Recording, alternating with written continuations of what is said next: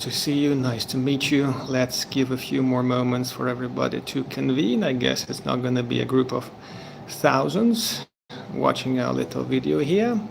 I'm Andre, a certified translator and a real estate concierge, and I'm relocating people to Belarus officially. I'm now in a little cafe in the area lighthouse of Minsk. It's in the east of Minsk. It's a trendy area, I would say middle class plus level. And I'm looking into and at the businesses that are selling here. I promised you I'll make a review of some selling businesses that, hello to everybody, that are available in Minsk. And some of you may look into the whole thing. I'm fine, great, guys, thank you, nice to meet you all. I'm now in Belarus, of course. If I were in India, I would dress a little bit less casually.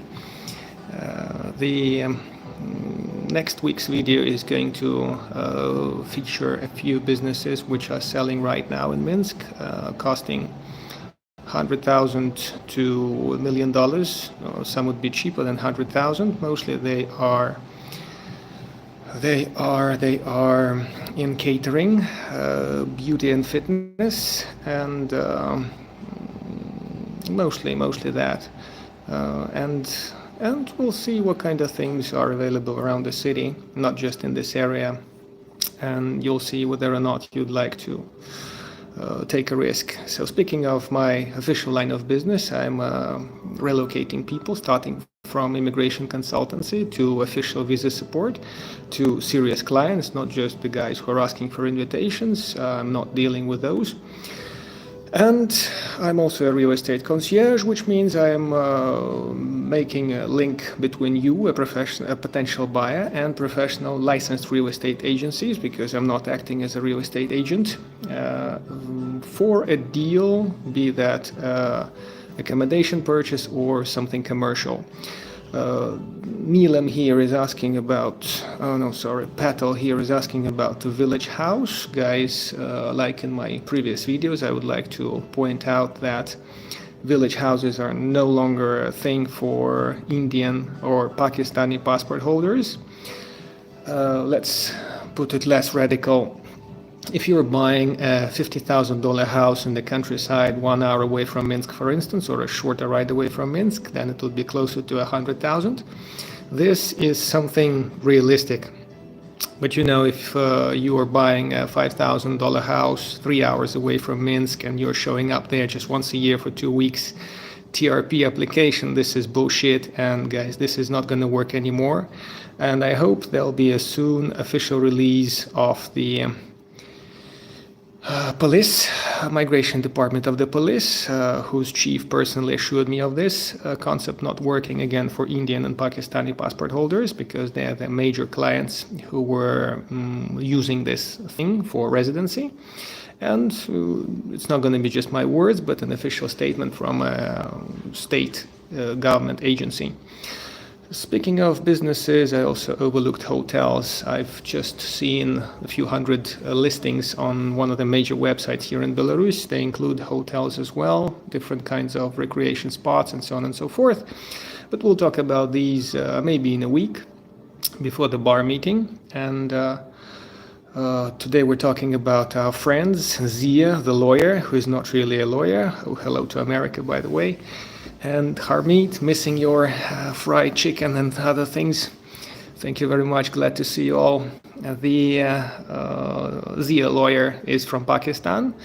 Then 3 restaurant guys will discuss some other time, because 2 of them decided to meet us, to talk to us, to me and another gentleman. And before a witness, they said that they would make a first transfer out of $40,000 by the end of November, and let's hope they actually will stand up to their price.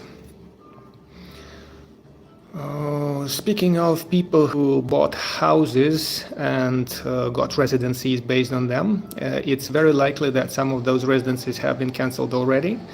Like I said in one of my previous videos, maybe a month ago, I interacted with a police officer on this matter, and she said I've just ended up with a thick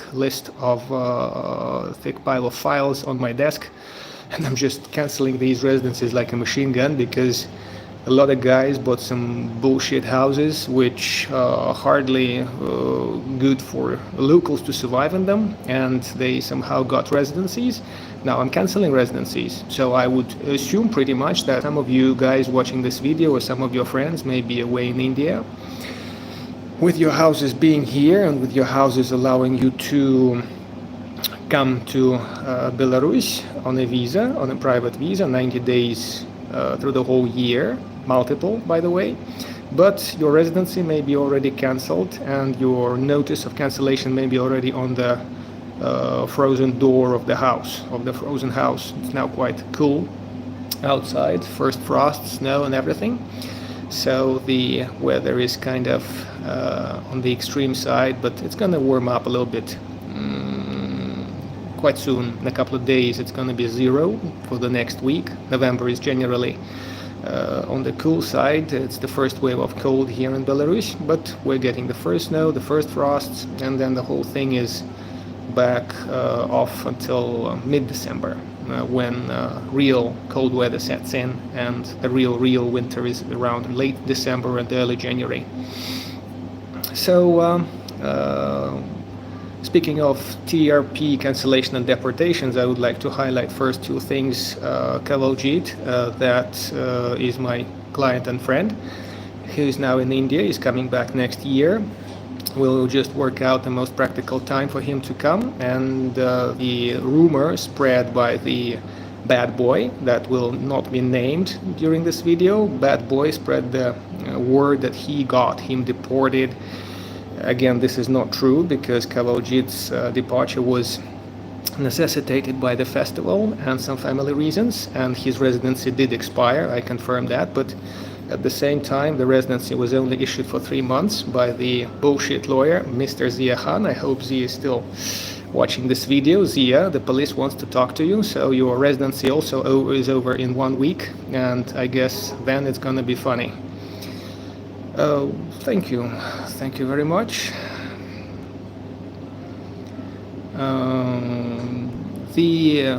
Yeah, you can share this video with other people who were in a risky situation, and people who lost some cash.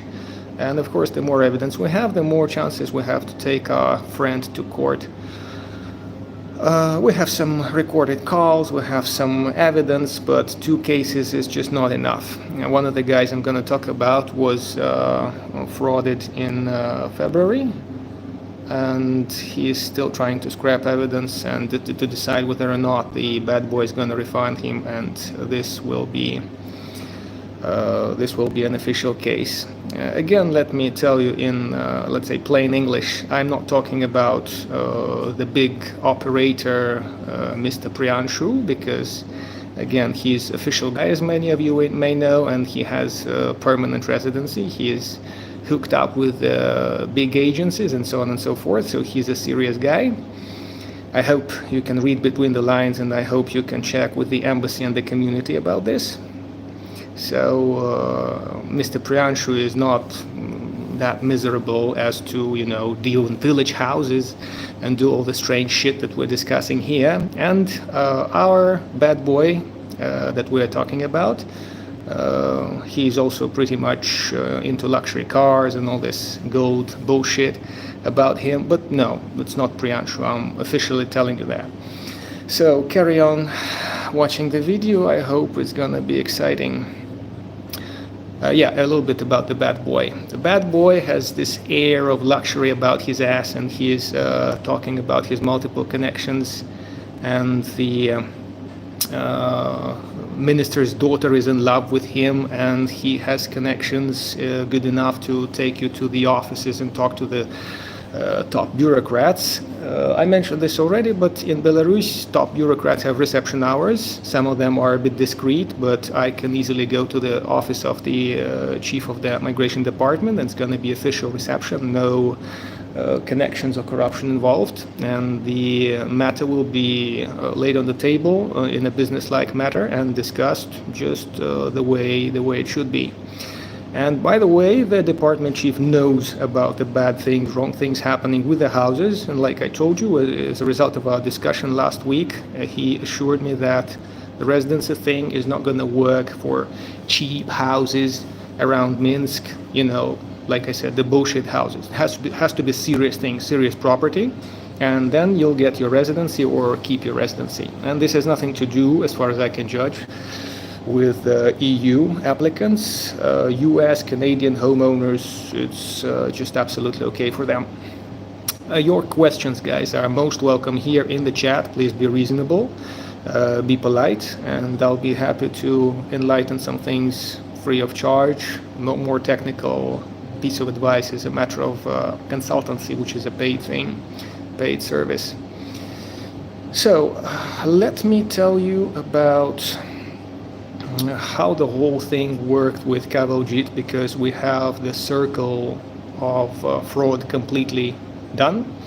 And today I can tell you that the first mistake was to pick a wrong operator. Well, nobody is insured against that, and when you're in the field shopping for something new, you have to at least compare 2 or 3 different sources. You shouldn't go with one guy, even myself. You should talk to someone else, and if the major operator you're choosing is nervous about this, you should ask yourself a question. Why is the guy who is so solid, so serious, is so passionate about you sticking only with his ass? Of course, even me would be a bit nervous about not being trusted or something like this, but that's the matter of competition. It's generally a healthy thing when people can match the quality of the services, prices, and the outcome for themselves.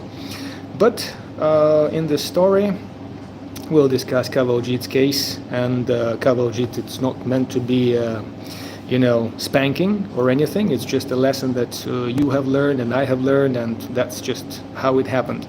So Kavaljit met the bad boy here in Belarus, watched his blog, attended some meetings, got impressed by the scale of operation and all the fancy business cards of the mighty organizations here in Belarus that gave the cards, and decided to buy a few homes for the further investment. Good evening, good evening. Well, I'm not sure about videos from official office, but I'm making a video out of a little cafe that is $90,000 away from being my property. So hello to South Africa, by the way. Yes, $25,000 apartment is a good option. He bought a few houses, assured that these would be a good investment, and assured that government has some projects and subsidies and benefits for those who are settling in the countryside. But the houses were purchased by a guy here, a Belarusian guy, who was acting on the power of attorney that Kavaljit left before leaving for India last November. Then that guy passed the powers to some new guy, a strange guy that Kavaljit had no interaction with, and 4 houses were chosen and purchased and processed. Paperwork for them was fixed by this new friend, so to speak. Without Kavaljit knowing anything of these houses, he just got the pictures, the documents and everything, and he was sure that by March 2022, this year, he was owner of 4 properties that would get him residency. Then the bullshit relocation guys didn't tell him to get all the documents required for relocation, like including the marriage certificate with his wife. And again, charming lady, Harmeet, best regards from Belarus. The guys came up here without the certificate and ended up applying for residency by means of our friend Zia, who is being searched by the police. The 2 residences were granted for 12 months, but police station immediately saw some wrong things, and they crossed 12 months and left 3 months in each passport. So they were only here until mid-October. Through summertime, Kavaljit met a few other guys and made some more investments. And let's get back to our house story. So there is a house purchase, but the thing with the houses is nobody buys them directly from the owners. There is some kind of guy, I'm talking specifically about Kavaljit's case here. There's some kind of a guy that does all the operations remotely for you, and you don't really pay this guy, you don't really pay the house owners, you pay to some strange guy called C, he's sitting in India, he's an Indian national. You wire him crypto, and at this point, since you do this in India, local police doesn't give a shit because transaction occurred in India, wrongdoing occurred outside Belarus. It's not a local police matter. They are helpless. And then after you land here, your messaging history on Telegram somehow disappears. You never thought of making screenshots, of making backup of these things, communications with the guys who sold you the property because you kind of trusted them. But when you land, they meet you and treat you, and they tell you, we're so serious here, we are bloody big, and all the steps are checked by the police, so delete the messaging history. Now, when you get sober after this treatment, and when you get a little bit more, let's say, relaxed after a good night's sleep, ask yourself, why would a serious operator ask you to remove any messages from the history if everything is legal and official, and he's such a big shot that he would never think of stepping across the line and violate the law? It's bullshit, and since you trust him, you go further and further and further away until you're off the path completely. And the bad boy assures you that you have broken so many laws and rules that you are completely dependent on him. So he kicks out people. Basically, he doesn't kick out people. He screws up things so much that the paperwork is not allowing people to stay anymore. And just now, a couple of guys left Belarus with their houses sitting in Grodno region, and with the, let's say, official verdict from the words of our friend. They have a 5-year ban, they can't go back to Belarus, and so on and so forth. But this is not true. Anybody can apply to the police migration department and ask if they have a ban for them or not.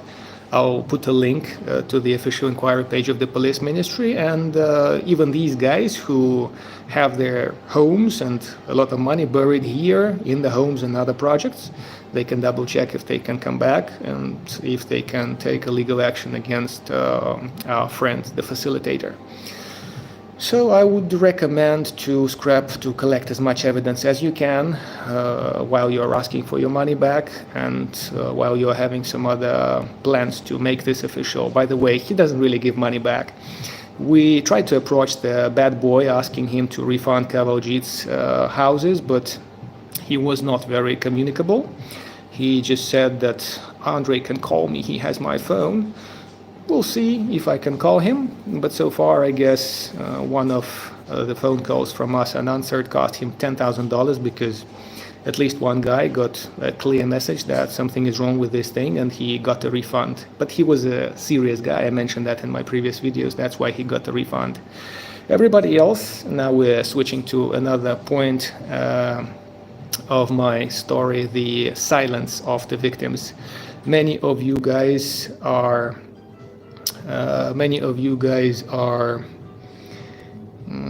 keeping silent. Many of you just keep waiting for your money refund in India, mostly in India, and I guess not many are sitting here in Belarus. As I understand, some of those who left in Belarus, who stay in Belarus, have their businesses that don't work, losing money and everything, that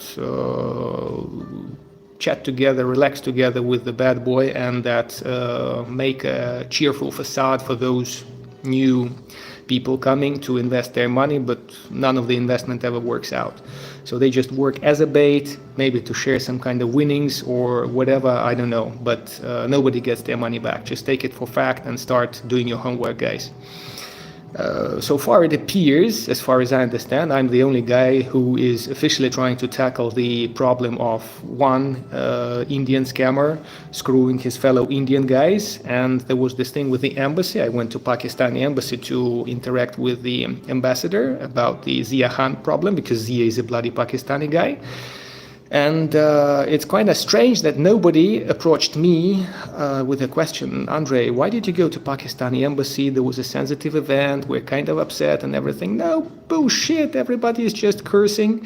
Andrei went to support Pakistan in this geopolitical matters against India. And it's kind of funny. So I guess people are just completely offline from the matter itself. And I learned about Kashmir problem at the Pakistani embassy.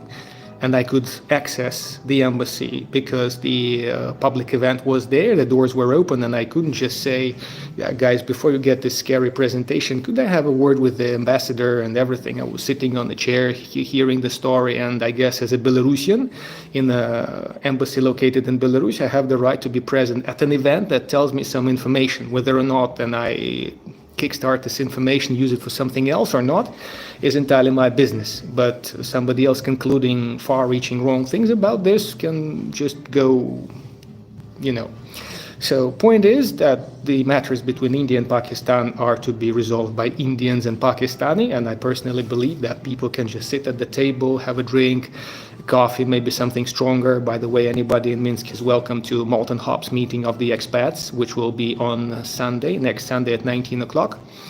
And discuss things, be like humans, not all this online social media bullshit, posting horror stories and comments about each other. That's just making you like animals, guys. I seem to be off the line a little bit. So we have paid for our houses in crypto. Money changed hands, but the bad boy here got no money to his official accounts, and he paid off for the houses from his own pocket here. The strange guy on power of attorney fixed the paperwork, and the houses became Kavaljit's property. When I saw the stacks of documents on the table, it was funny because none of the stacks contained contracts of purchase. Purchase contract is normally a 2-page document which has names, dates, and general intention, general details of the house purchase. So none of them were here, and I guess the major reason for them to not be here was to conceal the real price of these houses, because they didn't cost even $5,000 each, and $10,000 each was paid for each house remotely by crypto. So none of the problem could become official after that moment, because Kavaljit just didn't suspect that something was missing, something was wrong. And after we saw those houses, which are 3 hours away from Minsk each, we're still selling them to locals, because I'm not going to sell them to foreigners unless they specifically wish to settle in that specific region. And commercial success of that is really, really uncertain. So probably we'll take the bad boy to court with these houses within a month or so. Like I told you, it's a very long thing, very long process, and digging into something without any loose ends and without any much evidence is a little bit problematic, because Belarus is a country of law as much as it is the country of opportunities. So houses were arranged by strange guys, power of attorney. At the police, they said, we wanted to collaborate with this Indian guy, we wanted to help him with investment, cooperate on investment in future.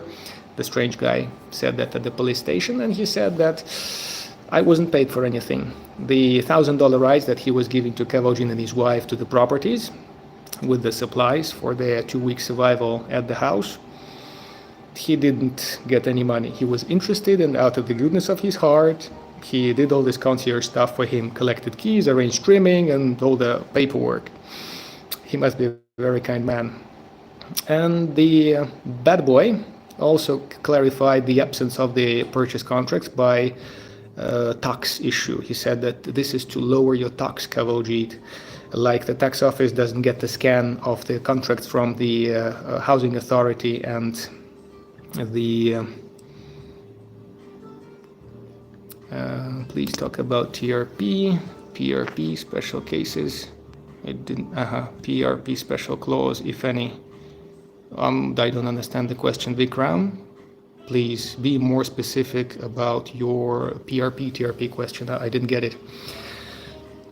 So was that. The strange guy was cooperating for free, and by the way, the bad guy went to the police to be interviewed for a complaint, and the comment of his was, I didn't get paid for these houses by Kavaljit, although we have screenshot of the payments in crypto. I still expect to get some money from Kavaljit, and I actually bought these houses for him out of goodness of my heart, and this is something we can probably peacefully settle in future. And that's what he said. So this is kind of interesting, and this is, guys, what's going to happen to you if you go into this house thing and if you try to get your residency in such a strange and wrong way. By the way, the visa for Kavaljit's visit was a private visa arranged by one of the assistants of this guy.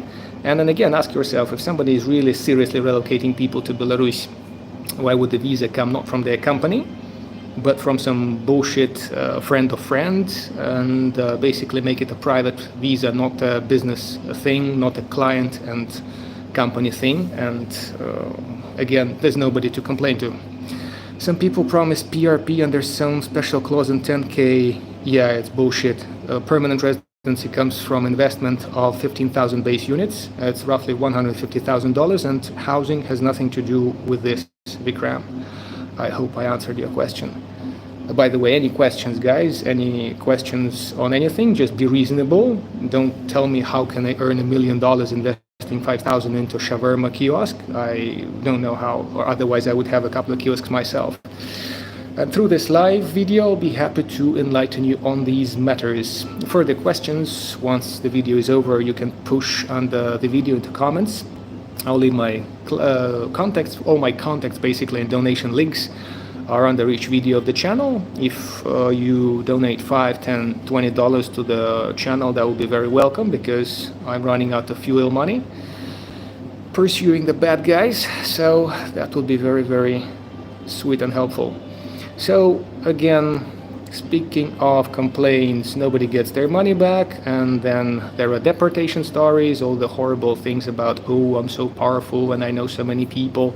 Guys, in Belarus, even though I'm not saying that this knowing the people doesn't help, but in Belarus, people that you know and people whose friendship and connections you use, for instance, I have some connections to check the legal status of one of the guys who lost their residency, and I have the connections to check if Kavaljit has a deportation ban, because legally I cannot do this, officially I cannot do this. And he can do this officially, remotely, by simply making a query. But deporting somebody or having somebody deported just by means of knowing some official in Belarus is not going to work unless millions of dollars are involved. And this is something that, is only a bullshit fairy tale. Can get PR after residing in Belarus under the house-based TRP 5 years. Yes, theoretically you can. So nobody really can get deported. Kavaljit or not, investor or not, people violate the laws and they get deported, or they keep it to the book and they stay in the country, or their residency simply runs out of timing. That's it. So don't trust the stories that this guy can push somebody out of the country, blah, blah, blah. This is just bullshit. Gifted the houses, so basically we have two cases, and the third guy is still thinking about filing an official claim against the bad boy. And I'll be happy to comment on whatever questions, guys, you may have as we are running this little chat of ours. What about if I buy 25,000 apartment, apply residency permit on that house?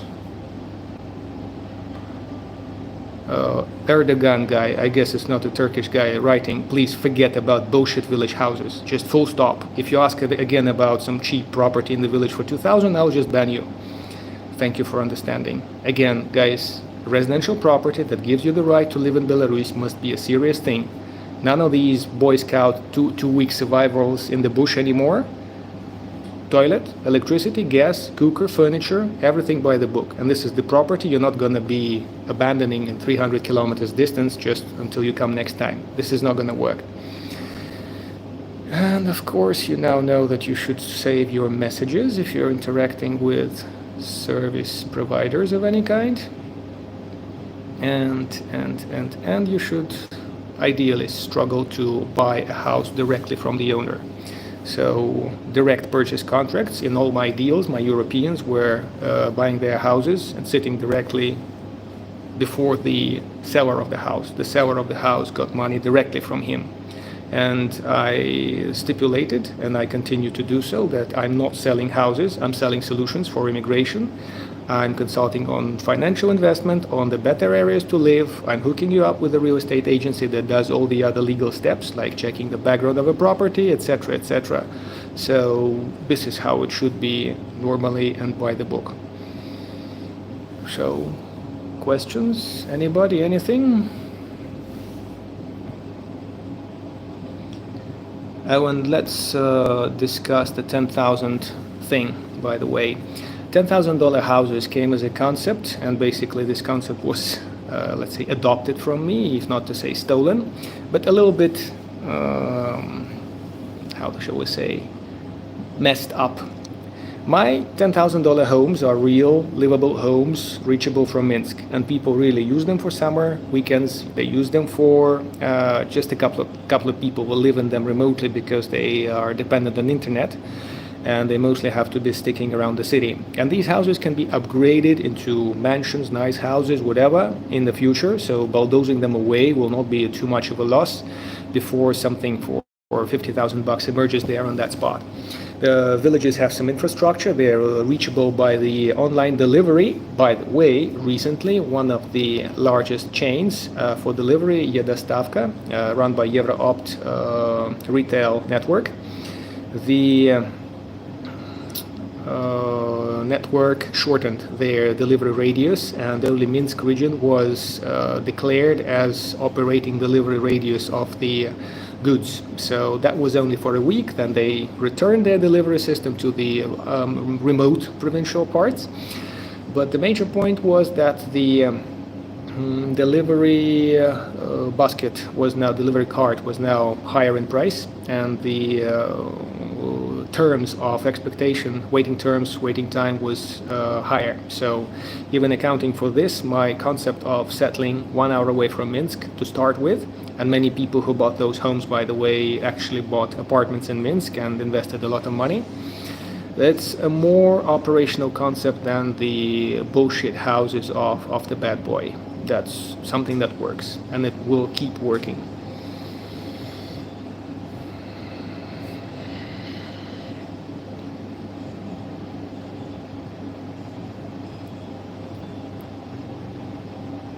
So speaking about visa support, guys, again, I can officially provide visa support to business partners, investment guys, and with together with Kavaljeet probably, we will still discuss further the aspect of setting up some kind of a branch or just consultancy in India, where you will be able to screen real market offers about investment, about real estate that you can shop for once you're here. These things can be remotely checked for you, analyzed, photographed, and everything. That's what I'm basically doing for my European clients and American, and actually there were a couple of African buyers this summer. By the way, best regards to my buyers from this summer. They are courageous, resourceful guys, and I very much thank them for trusting in our destination and into my operations. And we will be able to provide visa support to people who are seriously looking for some kind of a business. Let's see if we have more questions.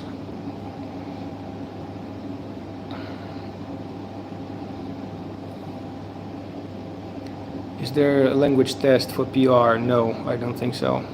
There are some medical checks, handprints, and a few other things, but there are some pros and cons to get permanent residency from my personal perspective, and since I saw quite a bunch of guys at the migration office who were extending their TRP for the 20th time, like give or take, I would say just list the pros and cons of PRP if you need that, and go for PRP if you need that. Otherwise, I only had one client lately who upgraded to permanent residency. He took his driving exam successfully.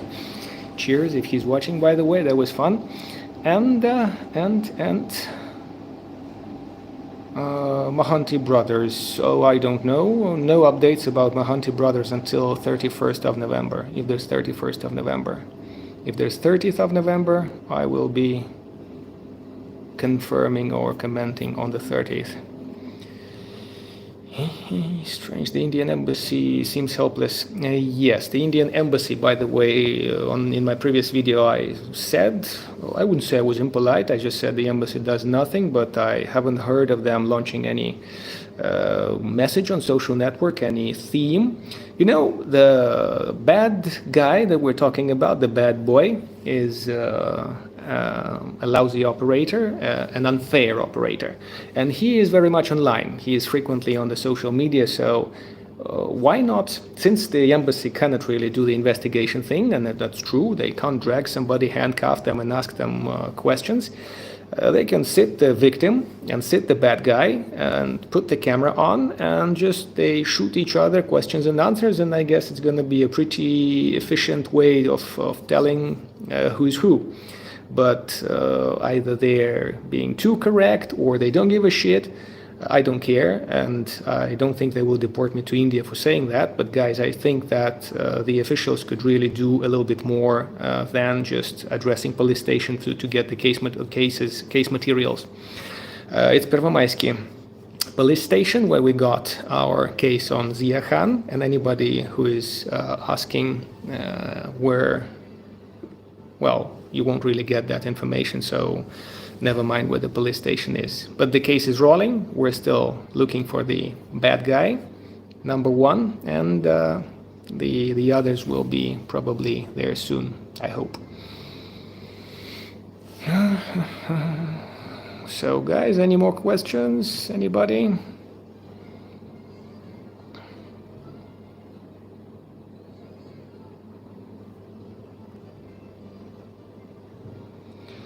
Oh yes, Sukesh, he's making a lot of videos from the province. So if you could join us up. By the way, there are a couple more guys who were commenting on the videos, and I would say, guys, individually, of course you can scare them, you can grill them, whatever, but only together. As an official, bunch of people lodging official complaints, we can do something about his activities, and this is something I very much recommend to do. Message me if you'd like to join forces. We will be making this project more effective this way.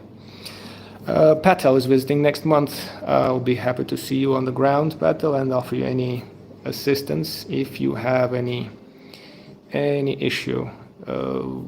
Dear, can you find me a village house near Minsk city? Okay, it's a more technical question which makes a paid consultancy, but let me give you the general outline. Near Minsk city, how far is that? 30 kilometers, 50 kilometers, 100 kilometers, and with each of these distances the price doubles, triples. The closer to Minsk, the higher. So I saw some bullshit dacha 15 minutes away from Minsk, barely 15 kilometers, it was selling for $80,000. It's like a 3-room flat in Minsk. So when you are asking for something as specific as house, you should say what the budget is, what your expectation is, and how you're going to commute. Because from a serious real purchase of a $50,000 house, which is going to be less than 1 hour away from Minsk, if we talk southwestern direction or northeastern direction, which are the fastest highways and the best railway connections, we are again ending up with the concept of the bullshit house, and please forget about this. I want to set up sweet business in Belarus. According to you, it's possible. Yeah, it's possible. Just be more specific about what sweet business you are talking about. Nilam, thank you for your question, by the way. Anybody else? Were you previously acting as a private real estate agent? No, never. Providing real estate agencies services. No, I would never position myself as a real estate agent. I was always concierge. So Lone Lucius, if you give me example of the videos where I said that, we can discuss that. But again, I am not a real estate agent because this would involve me working at some kind of a real estate agency, and I do not work at an agency. Yes, thank you very much. I am working for the client. Let's speak about this, by the way. There's a good video in on my channel called Searching for a Deal, and the second part of it, The Deal, where I helped my client from Germany to get 2 Stalin-era houses, saving him considerable amounts of money. Both cases, we used real estate agencies. So why would we do that if I were delivering the services like that? It's just official stuff. It's just official stuff that the agency handles. So the agency purchases weren't perfect, by the way, and with one of them, when my guy comes back by New Year time, we're gonna have official dealings, let's say, communication. Communication here is like with those fraudsters. Is before we grill somebody and take them to court, which is long, boring, painful both ways, and expensive. We're gonna talk to them and ask how do they see these problems that they sold us for pretty ugly money. So back to the original question, sorry, the real estate agent is the guy who is doing the sales job, and while you're approaching an official real estate agent somewhere, in an agency of course, you would ask them for their opinion on properties. They would be of course selling their own properties that they contracted and they're wishing to sell because they promised the sellers they would get them a good deal, blah blah blah. In my case, I'm not selling any properties, I'm selling solutions. If you wish to set up a company, we will take you to the lawyer who does that, and there's a German guy in town who is finalizing his residency based on that. But I still recommend properties, guys, for several reasons. And why I do that is actually a matter of consultancy. So, some more questions coming. $80,000 is a pretty handsome budget, but not in Minsk. Not in Minsk. If you're talking apartments, that could be in Minsk as well. For instance, if we talk about Victory Square area, if you're familiar with that area, sorry, this coffee machine buzzing. $80,000 is a 3-room flat somewhere down the metro line, or a 2-room flat. Somewhere in the east of Minsk, which is one of the best areas to live in. Even Mayak lighthouse of Minsk can get you something like a 1-bedroom, or across the street here, 2-bedroom from the 70s with renovation, sterling renovation. That could be a good option to go for. And right now, you know, my client is in town. We're shopping for 1-bedrooms. And, you know, the market is a little bit funny. Either the agents are too courageous or optimistic or something, but the Uruchia district, which is my favorite, I lived there for 10 years, is one of the best places to live for middle-class family options. A little bit grayish, of course, maybe I'll make air from there. 1-bedrooms, 33 meters large, 17-meter living room, split, disconnected, partitioned toilet and bathroom, and a 7-8-meter kitchen. Now go for about $52,000, and renovation is really drastic, if not to say basic, the other way around. So point is, being the best area further to the center, these options become uglier, and in the 55,000 frame there aren't really many choices. So the flat hunting requires a lot of visits, a lot of checks, and when you have a serious intention to buy something, you better address some agency or me, a concierge, in advance to get you the market screening of some kind, and we will do that for you, contracting an agency if required, and you'll get the idea about where the pricing goes. Right now, people get the understanding that the market is going to drop a little bit, and I think that many $52,000 basic renovation options are going to be much cheaper in January. So the screening thing, month to month, will help to see where the prices are going and whether or not these guys are ready to sell with a discount or not. So somebody is contacting Sucash, so you can exchange contacts. In which year the TRP started in Belarus? I don't know. I don't write the history book of TRP. Andre, is it possible to buy a house in Brest? 30,000. A house in Brest? No. Apartment? Yes.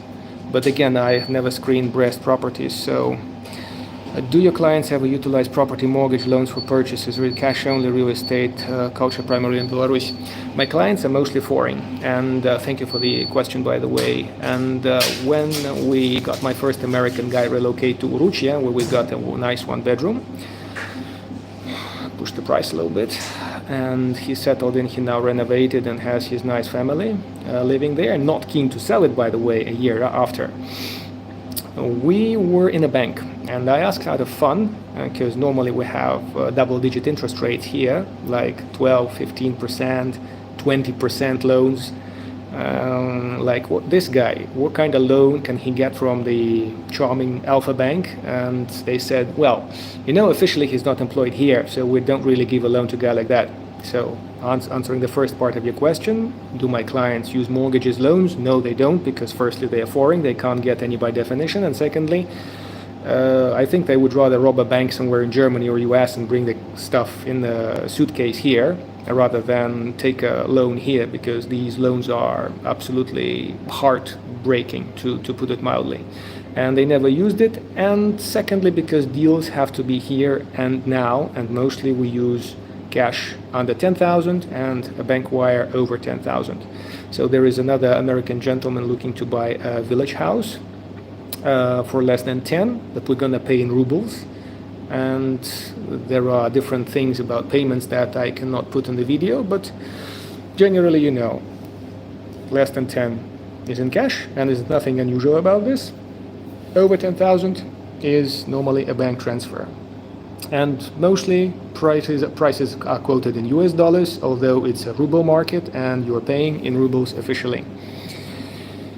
So sometimes people can go for long-term installments and payments, but this is really 1 out of 50 cases. Andrei, when you did the deal with the Indians, I wasn't there when the deal was done in crypto. I got the case as a crisis, and I'm trying to handle the crisis. Basically, if I may use this term, a fuck up. So when I sat at the table to screen the papers, which did not have any purchase contracts, the situation was quite clear, because otherwise I would definitely get a direct deal, I would screen the nearby offers, I would do all this thing that the agencies are paid for, so that's it. So Andrei, over 10-15,000 price house, can I get TRP right, even away from Minsk? If it's a decent looking house and property, probably yes. But again, if you were listening, Indian and Pakistani passports are now on red list. I'm not saying you can't relocate or something, but please purchase something serious, not some bullshit apartment in a town which nobody can find on the map. Something serious like Vitebsk, Brest, Gomel, Grodno apartments. One bedrooms there can be about $25,000-$30,000 worth. You can rent them out, and make sure it's something more, to the point.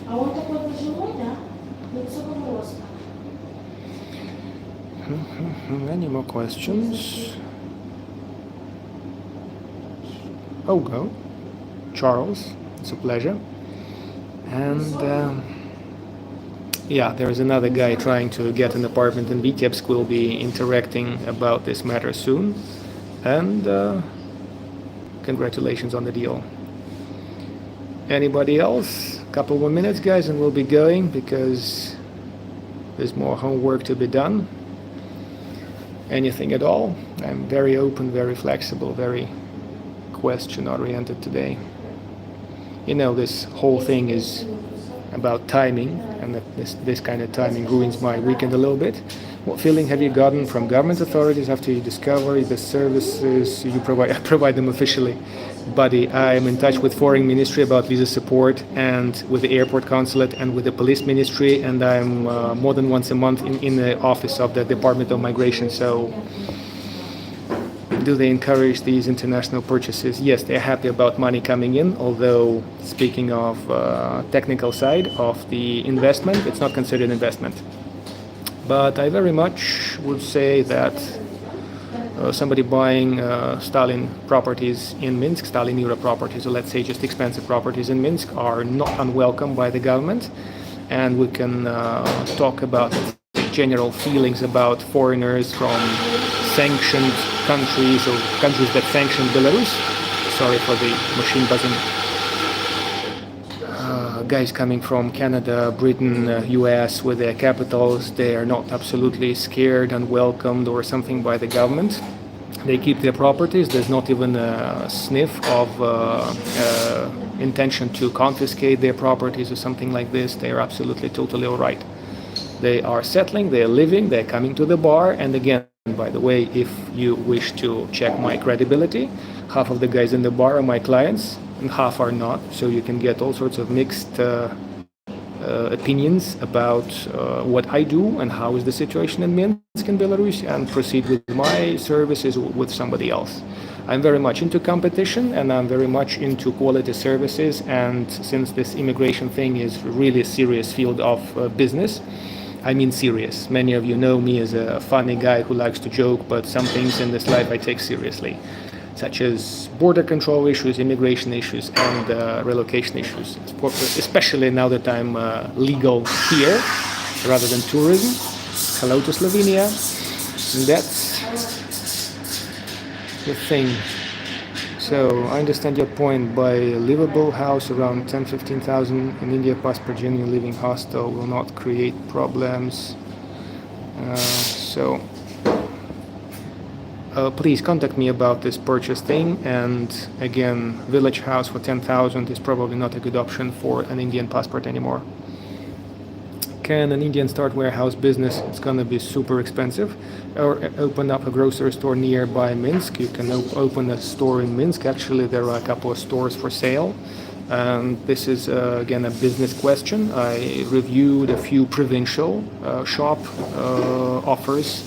There are just plain single shops. There are car tire services. There are coffee shops. There are groceries for sale, and all this requires analysis, research, and a balanced decision. And it's absolutely cool if you open up an LLC and get you one of these things. That's the new field of my company now, and this is something I'll be happy to research for you if you make a serious inquiry, and of course it's gonna be a paid consultancy. Guys, I know that everybody likes free shit, and I like to watch free videos. Occasionally I donate to the bloggers. But something like information that can gain you money is not coming on an air like this. Sometimes it can. Today it could. But it's something that has to be a paid consultancy. This is how you get quality information, and this is how an operator, a service provider, stays tuned and provides you real stuff that you use further to gain money. Nearby suburbs. Yeah, this is possible, so you can contact me next week for anything serious that you have in mind. 7 more minutes, guys, and we'll be rolling up the thing. It's my third air, so I don't completely know what to do and how to save it, but I guess we will be all fine, and somebody who is watching some other channels with questionable reputation will be viewing my videos soon. So, by the way, if you can't donate $5, I understand life is tough and everything. The thing you can do is press a like. You can share this video and invite your other friends and friends of friends from elsewhere, including India and Pakistan, by the way. The channel will benefit from that somehow, at least. $5 is better than 10 likes. So sometimes when people address me saying, "Oh, we have watched all your videos, could you tell me how this and this and this and this and this works?" and they haven't donated a penny, guys, I prefer to deal with serious clients. Sukash, could you please interact with this royal guy, and they want to communicate with you on some issues. A couple more minutes, guys, couple more questions. I was about to say something interesting. I lost the line. Do you feel that you have learned a lot from this unfortunate case? Of course I have. Firstly, I got screwed up the same way by a Belarusian guy in 2018. He came recommended. He was building my house. And, hopefully I'll make a video about my farm stay, which was supposed to earn me some tourism money. So I was $45,000 down, and I learned my lesson pretty much. Almost got me into grave, but with some good people saying a word of support, acting to support me, including my charming papa, who is also an international lawyer. The thing got resolved, and I'm getting last money by mid-December, I hope. So that's about it. I also learned that this shiny facade still sells, and something like a charming website and some gold-plated, I don't know how to call it politely, thing, display, shop display, can get people open their eyes and, like those rabbits before a snake, give all their cash and then hope to get some of it back somehow. That shit's still rolling. 21st century, everything's online, everything can be double checked, but that stuff happens all the time. Thank you for going live. Yes, I'll be happy to. Well, maybe next Sunday, 16 o'clock, guys, who knows. Weekend has been ruined by the bad boys. And by the way, to explain my interest in this case, firstly, as you learned, I got the same problem myself. And secondly, I believe myself an expert in some of these things, some of the problems that were created. Others will leave to lawyers to debate on. And thirdly, I'm Russian, so I have a welcoming spirit, and I'm keen to help the guy without charging him much money for now. When we win the case, we can talk bonuses. When we screw it up, well, it's gonna be a nice workshop on legal matters and investment matters here in Belarus. And by the way, before this, I didn't have any Indian clients. Right now, I'm seriously thinking, it's not yet an idea, just a point to think about this international branch, launching an office in India with KJ, and to screen businesses here, make research, and sell real working concepts to serious clients out there in India who are looking to invest money. Are you Belarusian? No, I'm Russian. Mostly Russian, but it's a philosophical matter. So I'll be able to tell you more if and when we meet live.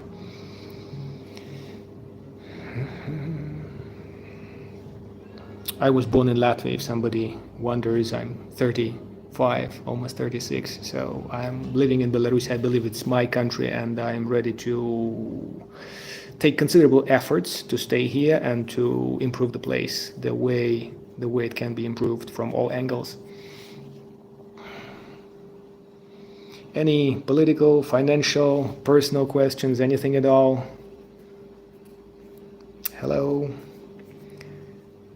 I guess the sound and everything is all right, so let's say one last question. If it's smart and cool, two last questions, and we'll be going to have our 5 o'clock Indian teas. I'm in a cafe which is selling, so using the moment I can buy the place and the teas. Ginger tea is trendy now. It's bloody -5 and humidity outside, so chilly. So that stuff sells well. Any points we overlooked, guys? Anything at all? Anything we forgot? By the way, speaking of relocation, the top countries of origin for relocating folks from EU are Germany, for some reason Slovakia, and then some guys from UK, France, and elsewhere. Why TRP gets cancelled? There's a very specific law, 103Z in Belarus. There's there's Article 52 out there with a bunch of cancellation reasons. If you're asking about KJ's case, why it got shortened, it's probably a human factor here, and it's probably about the system that's happening there at the desk, which I'm not an expert on. So I would say that papers were double-checked, or they got some kind of a signal, suspicion, so it was a 3-month trial, and it didn't work out for him. So that lost him $5,000 more for the 2 companies that just have to be shut down and buried by efforts of our Pakistani friend, Zia. Zia, if you're watching, we'll meet you someday. Yeah, the government always checks the stuff. No, they don't check the house if somebody is not living in the house. But sometimes they do, by the way. And now they'll be very much doing that.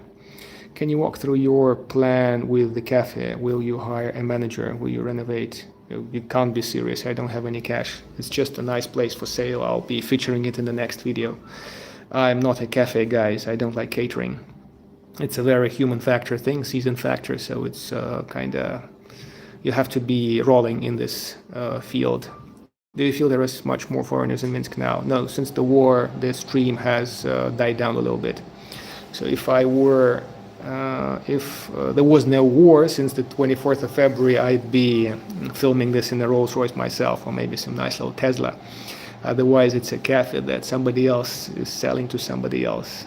The place is empty, so I'm using this charming atmosphere to enlighten you. One last question, guys. Is it possible for you to get the admission invitation letters for at BCMU? You should address the medical university and hook up with them directly. And that's just it. I don't do student visa mediation. It's not my thing. Simply because a lot of students are coming from migration risk countries, and there are a lot of issues with in the migration office, wherein I have my little office. It's kind of funny, but I do. There is a guy who deals with fines and violations, so I don't really want to meet him on a non-friendly basis. We shake hands, we say hello, blah blah blah, but I don't want to drag my clients down there and say, "Oh, sorry, sir, this guy was caught driving Yandex, not riding Yandex, taxi, working as a cabman illegally while he's supposed to bloody study here." So no, I don't do medical visa paperwork. It's quite simple. Hook up with a university. They should have some kind of a visa department, so which is just absolutely cool for your little PhD thing. Well, time to say goodbye, guys. There are donation links. There is a thanks button under the video. I'll be happy for any input, any donations, like, make it $1, $5. Like I said, $5 is better than 10 likes. It's much easier this way to support the new year and all the hardships that are coming. And the next year may be quite challenging and fun. Thank you for watching. So thank you for staying with the channel, staying with our drama. And of course, those guys who have something to add to our story can contact me or Kavaljit through contacts that are under every single damn video here. So together we can do more. Thank you very much, and cheers from Belarus. I'll try to push the right button and save this thing here. Share.